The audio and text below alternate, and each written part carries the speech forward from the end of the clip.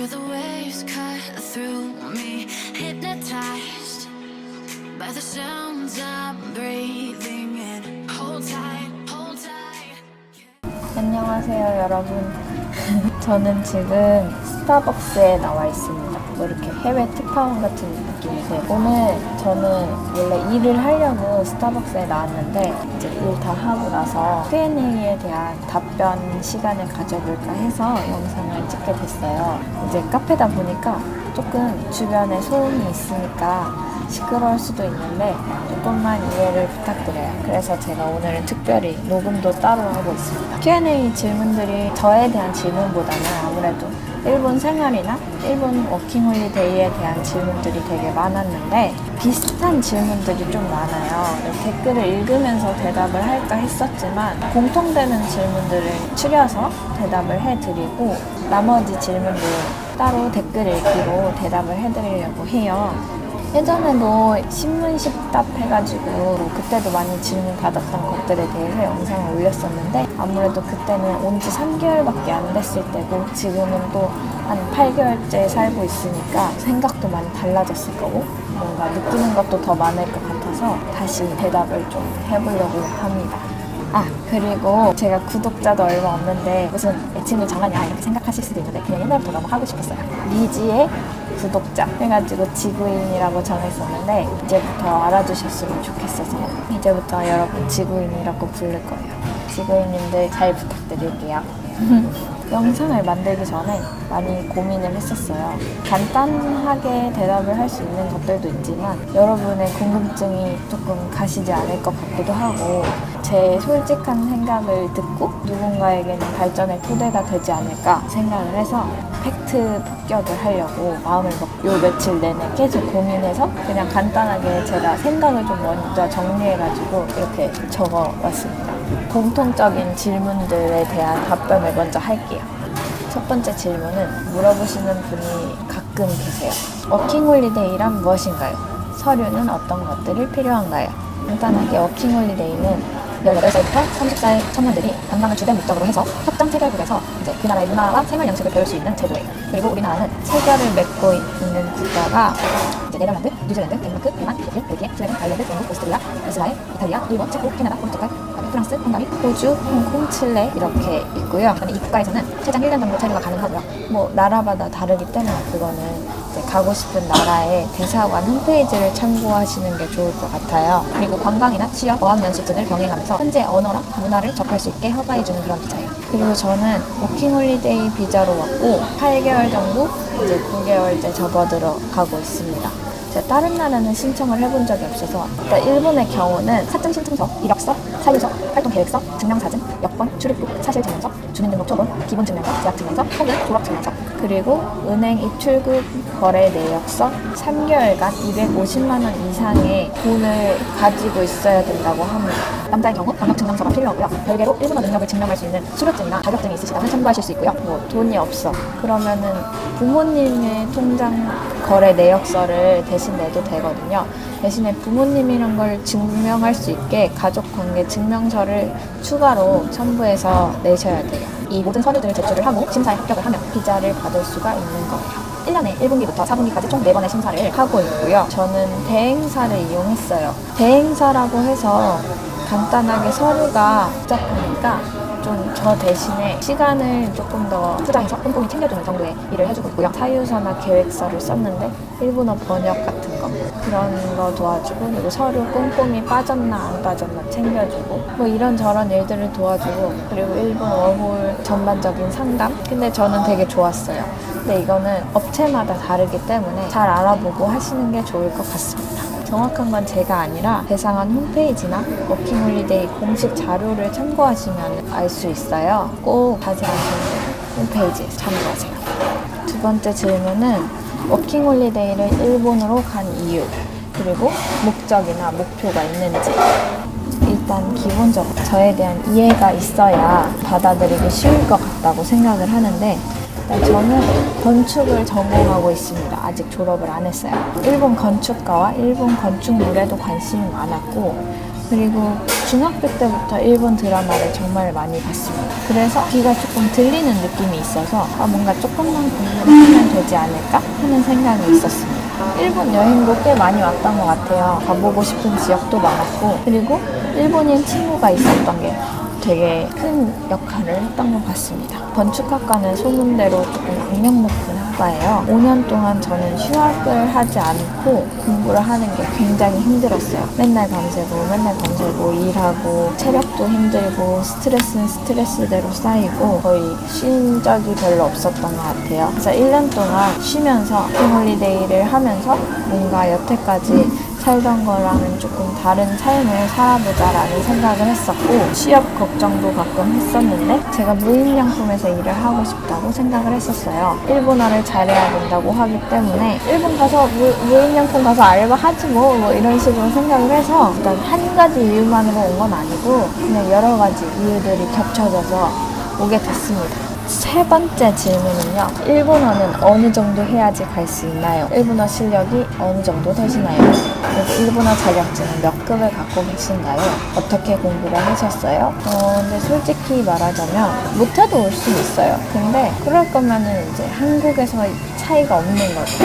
어린 생각이었지만 오기 전에는 그냥 정말 내가 굶어 죽지 않는 한에는 한인타운에 가서 일하지 않을 거야 라는 생각을 갖고 있었는데 일본어도 못하는데 어떻게 그렇게 뻔뻔한 생각을 하고 있었는지 모르겠네요. 근데 이제 정말 일본어를 못하면 뭐 한인타운의 도움을 받거나 한국인을 주로 고객으로 하는 곳에 가서 일을 하면 되기 때문에 못해도 올 수는 있다고 말씀을 드릴 수 있지만 킹홀리데이는 유학과 달라요. 되게 홀리데이라는 말 때문에 환상적인 라이프가 있을 수도 있다는 그런 달콤한 이야기 같은데 저는 워킹 헬러데이라고 생각할 만큼 힘들었던 시절도 있었습니다. 그래서 여러분한테 좀 더 이 이야기를 진솔하게 하고 싶었습니다.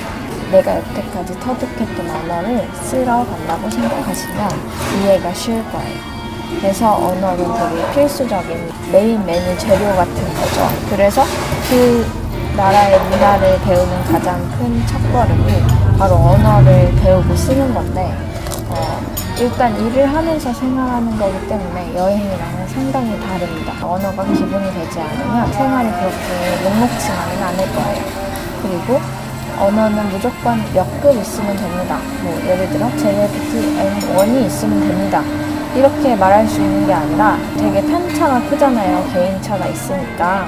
그래서 내가 할 수 있는 한 최선을 다해서 준비를 하고 오시면 될 것 같아요. 뭐 N1이 되면 좋겠지만 그게 아니더라도 정말 내가 할 수 있는 한 최대한 열심히 공부를 해서 그 다음에 오시면 될 것 같습니다. 굳이 따지자면 높은 점수대가 아무래도 좋겠죠. 그리고 저도 절대적인 그런 치수로 제가 어느 정도 합니다 라고 말을 할 수 있는 건 아니지만 N3의 레벨의 단어를 알고 있더라고요. 그리고 뭐 N2의 단어를 가끔 쓰기도 하고 그거는 정말 절대적이게 말할 수는 없지만 그래도 말하는 거는 N3 정도는 되는 것 같아요. 그냥 제 생각에 그냥 이 정도는 기본으로 해야 된다라고 생각하는 거는 N4급 정도 그 정도는 그래도 기본적으로 한국에서 다 배우고 와야 하지 않나 라는 생각을 합니다. 뭐 자격증이 꼭 있어야 된다는 건 아니고 그냥 레벨로 따지면 그 정도 된다 이런 거. 정말 여기 와서 일본인들의 생활에 녹아들어서 생활을 하고 싶으시다면 내 실력을 최대치로 끌어내서 오시는 방법밖에 없다고 생각이 듭니다. 정말 확실한 거는 인생을 남이 살아주는 게 아니기 때문에 내가 스스로 찾지 않는다면 결국 그건 내게 될 수가 없다고 생각을 해요. 공부하기 싫죠. 원래 저도 공부 지금도 하기 싫어서 맨날 몸 베베 끄고 있고 그래요. 그래도 내가 하고 싶은 게 있다면 그걸 위해서 조금만 같이 노력을 해봐요. 저도 열심히 할게요. 맨날 말만 공부하라고 하고 나만 안 하면 안 되니까 저도 이제 열심히 할게요. 그리고 일본어 공부는 어떻게 했냐 그리고 어떻게 하면 좋냐라는 질문에 대해서는 처음부터 일본어를 공부해야겠다 하고 시작한 게 아니라 그냥 일본 드라마를 보면서 시작을 했어요. 문법 같은 경우에는 오기 전에 한 3개월 정도? 근데 그것도 채 다 하지 않긴 했지만 그 정도는 하고 온 게 다예요. 그리고 일본에 와서 동사의 변형을 알게 됐어요. 그러니까 진짜 일본 오기 전에 한 일본어 공부는 진짜 한 것도 아니라고 할 정도로 별게 아니었어요. 와서 좀 더 열심히 하긴 했죠. 알바도 구해야 되고 살아야 되니까 제가 가장 많이 후회하는 것 중에 하나가 일본어를 좀 더 열심히 공부하고 갔었다면 얼마나 좋을까.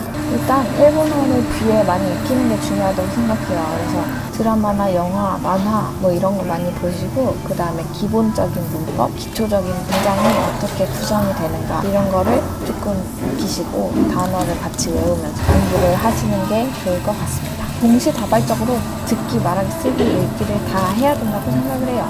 굳이 좋은 방법이 뭐냐고 물어보신다면 이제 네 번째 질문이네요. 집을 어떻게 구하셔야 돼요? 집은 어떻게 구하면 되나요? 인터넷으로 찾아보면 되게 많은 정보를 찾을 수가 있어요. 일단 어떤 집에서 살 건지를 먼저 조금 알아봐야 될 것 같은데 이게 레오팔레스, 그 다음에 쉐어하우스, 그 다음에 자취 이렇게 세 가지 정도가 있다고 생각을 하는데 저는 쉐어하우스를 처음으로 생각을 했었고요. 근데 당시에 제가 가려고 했을 때 적당히 가격 대비 좋은 집을 찾지 못했어요. 그래서 이 가격이면 그냥 혼자 사는 게 낫지 않을까 라는 생각을 해서 부동산에 연락을 해서 알아봤는데 솔하우징이라는 부동산에서 계약을 했거든요. 처음에 카톡으로 연락을 해서 제가 상담하고 싶은 부분에 대해서 먼저 얘기를 했어요.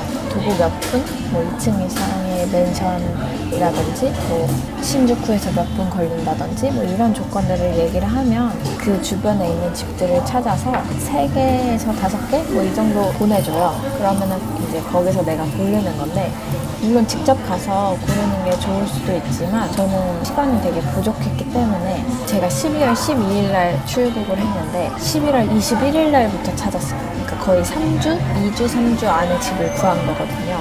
상담할 때 얘기했던 조건은 번화가에서 가까웠으면 좋겠다고 했고요. 그 다음에 어학원은 다니지 않을 생각이고 목표를 잘 모르기 때문에 좀 괜찮은 지역이 있으면 좀 추천을 해줬으면 좋겠다 조건들을 얘기를 했더니 이제 몇 개를 보내주셨고 그 보내준 집 중에서 제가 마음에 들었던 집을 선택을 해서 저는 계약을 했어요. 저는 4층짜리 맨션에 2층에 위치한 집에 살았고요. 월세는 6만 엔이었고 관리비는 3천 엔. 수도, 전기, 가스, 인터넷 이런 것들은 이제 별도로 나가기 때문에 매달 조금씩 달랐어요. 그리고 이제 보증금은 140만 원 정도 했던 것 같아요. 정확히 기억은 안 나지만 제가 집 구했을 당시에 리뷰를 블로그에 자세하게 써놨거든요. 그거를 참고를 해주시면 좋을 것 같습니다. 더보기란에 제가 적어놓을 테니까 꼭 참고를 해주세요. 알바를 어떻게 구하셨나요? 알바 구하는 방법이 뭔가요? 라는 질문을 해주셨는데 우리나라처럼 알바몬 같은 사이트가 있어요. 모집하는 글에 들어가서 연락을 해보시면 구하실 수가 있는데 돌아다니면서 구하셔도 찾으실 수가 있어요. 벽에 포스터에도 알바 구합니다 라는 글이 되게 많아요. 그래서 만약에 인터넷으로 구하거나 이런 게 조금 복잡하다고 생각을 하시면 포스터 붙어 있는 곳을 보고 연락을 해봐서 면접 날짜를 잡고 구하시면 됩니다. 그리고 일본어가 부족해서 정말 구하기 어렵다고 느끼신다면 저는 동경 유학생들의 모임이라는 카페에 동유모라는 한인 커뮤니티가 있는데 그곳에 올라오는 모집글을 보고 이제 연락을 해서 구했습니다. 알바비랑 생활비는 어느 정도인가요? 그리고 제가 얼마를 들고 갔나요? 일단 생활비에는 이제 여가 생활비가 포함이 되기 때문에 정확히 말씀을 드리긴 어렵지만 집 야칭은 6만 엔이었고요. 그 다음에 건물 관리비가 3,000원, 수도 2개월에 한 번씩 내고요. 전기, 가스는 매달 냈었는데 그리고 인터넷비가 1,000엔 정도가 매달 나갔어요. 교통비 같은 경우는 알바하는 곳에서 주는 경우가 많은데 신주쿠에서 알바할 때는 전기권 한 6,000엔, 7,000엔 정도 했던 것 같습니다. 수도, 전기, 가스비 같은 경우에 겨울에는 조금 많이 나와서 10만 원 정도 나왔던 것 같아요. 다 해서. 근데 이제 여름에는 한 5, 6만 원 정도 나왔던 것 같습니다. 그 외에 생활비는 한 30에서 60 사이인 것 같아요. 여행을 좀 많이 다녀온 경우에는 많이 들었고 그렇지 않고 그냥 집 근처만 돌아다니고 별일 없었다 그러면 한 30에서 40만 원 사이였던 것 같습니다. 그리고 저는 용돈 같은 개념으로 10만 원에서 30만 원 사이의 금액을 보내줬었어요. 그래서 그거를 받아서 그거 이제 저축을 할 때도 있었고 쓸 때도 있었고 제가 원래 신주쿠에서 일할 때는 생활을 하기가 어렵지 않았는데 아무래도 일을 하는 시간이 줄어들고 하다 보면 조금 생활비가 부족할 때도 있었습니다. 음료수를 주문하고 왔습니다. 7번째 질문입니다. 드디어. 일본인 친구는 있나요? 많은가요? 그리고 어떻게 만났나요? 여태까지 영상에서 일본인 친구를 보신 적이 없기 때문에, 하지만 저는 3년 전부터 알고 지낸 친한 친구가 있습니다. 사실은 모두 잘 어리지만 우리는 모두 친구.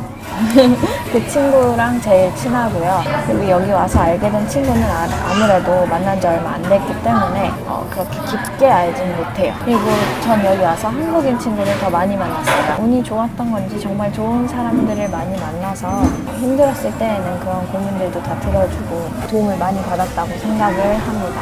처음에 오기 전에는 한인타운 절대 안 가. 한국인 친구들 말고 일본인 친구들 더 많이 만나고 싶어. 그런 얘기를 하고는 했었는데 말도 안 되는 소리라는 생각을 합니다. 사실 진짜 힘들 때 힘드는 거는 나랑 같은 처지의 사람밖에 없거든. 근데 이제 얼마 만난 지 안 된 일본인 친구에게 내 힘든 점들 털어놓기도 힘들고, 그러기에는 아직 친하지 않잖아요. 안지 한 달밖에 안 됐는데 내가 너무 힘들어 이런 얘기 할 수도 없는 관계고, 한국인 친구들, 예를 들면 같은 어홀러들은 아무래도 내가 힘든 부분들을 다 이해하고 있기 때문에 진짜 정말 많은 위로가 되고, 혼자 사는 외로움을 정말 많이 달랠 수가 있어요. 혜린이랑 슬민이, 그리고 그 외에 다른 친구들 정말 잘 만나서 마음의 짐을 많이 덜고 행복하게 살았습니다. 제가 지금 친구네 집에 머물고 있는데 많은 힘이 되었습니다. 그리고 8번째 질문, 영상은 공부하신 건가요? 편집은 어떻게 하시나요? 배우신 건가요? 영상을 따로 배웠다고 하면 배웠다 수도 있지만 사실 그렇게 구체적으로 엄청 배우거나 이러진 않았고, 이제 제가 IT 특성화 고등학교를 나왔어요. 한국 디지털 미디어 고등학교라는 고등학교를 나와서 디지털 컨텐츠과라는 전공을 선택을 해서 졸업을 했는데요. 그렇기 때문에 아무래도 포토샵이나 영상 같은 거를 그때부터 조금 만들고 사용하고 했었던 것 같아요. 워낙 오래전 일이라 기억이 잘 나진 않는데 막상 프로그램 열어보니까 대충 이런 거였지 이런 식으로 해서 좀 손에 익더라고요. 그리고 포토샵 같은 경우에는 옛날부터 계속 쓰고 건축학과 다니면서도 뗄래야 뗄 수 없는 관계이기 때문에 포토샵을 조금 할 수 있으신다면 영상 편집하는 게 그렇게 어려우시진 않을 거예요. 그래서 저는 따로 특별히 학원에 가서 배웠거나 이런 건 아니고 어쩌다 보니 하고 있네요. 그렇다고 해서 엄청난 효과를 주거나 하진 못해요. 그냥 거의 80%가 포토샵이고 20%는 컷 편집 정도라고 보실 수 있겠어요. 9번째 질문, 유튜브 수익. 사실 여러분 생각하는 것만큼 벌지 못해요. 진짜 처음에 시작할 때는 0.01달러인가? MCN 회사랑 1월에 계약을 했었거든요. 콜랩이라는 회사에 소속이 되어 있고요. 그리고 나서부터는 조금 수익이 올라서 한 달에 10,000원 정도? 그리고 요즘에는 구독자가 좀 더 늘었고, 그다음에 영상도 제가 좀 더 자주 올리기 때문에 지금 한 달에 한 3만원에서 6만원 사이 정도를 벌고 있는데, 그것도 순수 수입이 아니라 이제 회사랑 분배를 하기 때문에 그렇게 많이 벌진 못해요.